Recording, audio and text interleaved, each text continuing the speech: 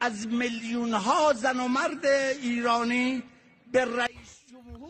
Kwa mara ya kwanza kabisa, spika wa bunge la Jamhuri ya Mapinduzi ya Kiislamu ya Iran, Mohammad Bakar Kalibaf, ametoa tahadhari kubwa sana kwa taifa la Marekani pamoja na rais wa nchi hiyo Donald Trump, baada ya rais huyo kutoa kauli zenye vitisho na dharau katika kuelekeza kwa watu wa Iran.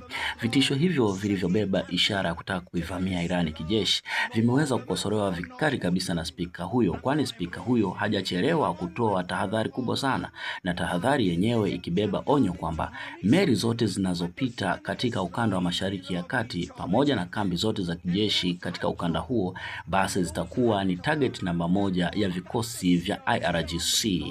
Kwa kumnukuu, Kalibaf ameweza kusema kwamba njoo utaona kitakachoweza kutokea na kitakachoweza kuzitokea meli zako zote na kambi zote za kijeshi zilizoko kwenye ukanda huu wa Mashariki ya Kati. Kwa kuongezea, spika huyo amesema kuwa hebu njoo na uziweke kambi zako zote kwenye moto mkali wa Irani ili upate funzo la mwisho katika historia yako na historia ya ukandamizaji wa taifa lenu ambalo ni dhalimu. Njoo wa Irani, tumekusubiri, moto huu uupate, hakika hutoweza kuusahau, amenukuliwa.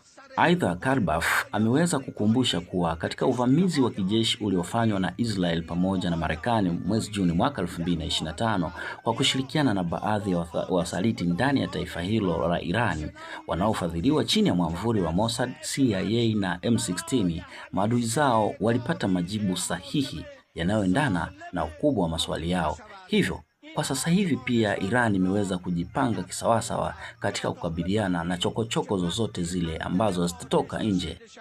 Pia katika nukuu, Mr. Kalibaf aliweza kusema kwamba adui alifikiri Irani yenye watu karibia milioni 90 wangeweza kuparaganyika katika vita ya siku 12, bali ilidhidisha umoja na ushikamano wa hali ya juu sana kiasi ambacho waliweza kudhalilisha sehemu ya mbinu chafu na mikakati mibovu ya maadui zao. Sasa kwa kipindi hiki jeshi la Irani yani IRGC limejipanga vizuri kabisa kwa ajili ya kukabiliana na vitisho vya aina yoyote, na hakika adui atapata mvua ya kile anachokihitaji kimtokee.